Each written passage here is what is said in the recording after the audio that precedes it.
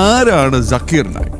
സക്കീർ നായിക് ധാക്ക സ്ഫോടനം, ഡൽഹി കലാപം അടക്കമുള്ള കേസുകൾക്ക് മുന്നിൽ ഹേറ്റ് സ്പീച്ച്, തീവ്രവാദം വളർത്തുന്നതിനായി പ്രഭാഷണം നിരന്തരമായി ഉപയോഗിക്കുന്ന ആള്, ഈ ED അന്വേഷിക്കുന്ന മണി ലോണ്ടറിംഗ് കേസ് അടക്കം ഒട്ടനവധി കേസുകളിൽ വാണ്ടഡ് ക്രിമിനൽ.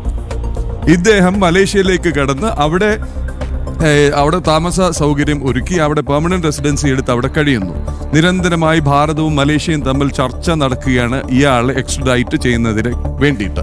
മലേഷ്യയിലെ 4 മന്ത്രിമാർ പരസ്യമായി ആവശ്യപ്പെട്ടു ഇയാളെ വിടുന്ന നാട് കടത്തണം, ഇയാൾ നമുക്ക് മലേഷ്യയിലെ മന്ത്രിമാർ, ഇയാൾ നമുക്ക് ബാധ്യതയാണ് എന്നുള്ളത്. ഈ സക്കീർ നായിക് ഭാരതത്തിലെ സിവിൽ സർവീസിന് ഒരു വലിയ സംഭാവന ചെയ്തിട്ടുണ്ട്. 2013-ലും 2014-ലും അദ്ദേഹം പുതുതായി റിക്രൂട്ട് ചെയ്യപ്പെട്ട IPS ട്രെയിനിമാർക്ക് ക്ലാസ് എടുത്തു. അന്നത്തെ സർക്കാർ വിളിച്ചുകൊണ്ട് വന്നിട്ട് ക്ലാസ് എടുപ്പിച്ചു. 2013-ലും 2014-ലും അദ്ദേഹം ക്ലാസ് എടുത്ത് എന്തിനെ കുറിച്ചാണെന്നറിയോ? ടെററിസം ആൻഡ് ജിഹാദ് ആൻഡ് ഇസ്ലാമിക് പെർസ്പെക്റ്റീവ്. അത് എന്തിന്റെ ഭാഗമായിരുന്നറിയോ? Policy to invite expert speakers from various fields. അപ്പോൾ നമ്മൾ വനംകൊള്ളയെ കുറിച്ച് വനം വകുപ്പിലെ പുതിയ റിക്രൂട്ടീസിന് ക്ലാസ് എടുക്കാൻ വീരപ്പനെയും, തീവ്രവാദം എങ്ങനെ തടയാം എന്ന് വിവിധ രാജ്യങ്ങളിലെ രഹസ്യാന്വേഷണ ഏജൻസികൾക്ക് ക്ലാസ് എടുക്കാൻ ബിൻ ലാദനെയും ഒക്കെ കൊണ്ടുവരുന്നതിന് സമാനമായ നടപടി എടുത്തത് ആരും പരാമർശിച്ചു കണ്ടില്ല. ഒരു കാര്യം കൂടി പറഞ്ഞ് ഞാൻ ഇത് നിർത്താം. ഈ മലപ്പുറത്ത് ഒരു 2.5 വർഷം മുമ്പ് ഒരു സംഭവം നടന്നു.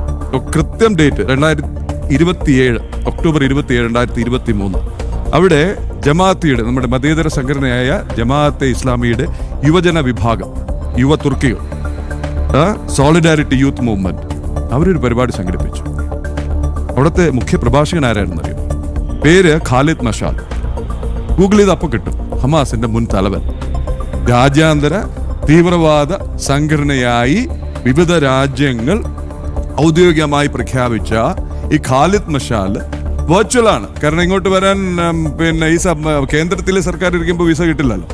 അപ്പോൾ വെർച്വലായി അദ്ദേഹം മുഖ്യാതിഥിയായി പ്രഭാഷണം നടത്തി. അന്ന് വിമർശനം ഉയർന്നപ്പോൾ അതേക്കുറിച്ച് അന്വേഷിക്കാമെന്ന് ഇന്ന് വിമർശിക്കുന്ന അന്നത്തെ മുഖ്യമന്ത്രി പിണറായി വിജയൻ പറയുകയും ഇത് ആവശ്യമില്ലാതെ രാഷ്ട്രീയവാദമാക്കരുത് എന്ന് BJPയെ ഉപദേശിക്കുകയും ചെയ്തു.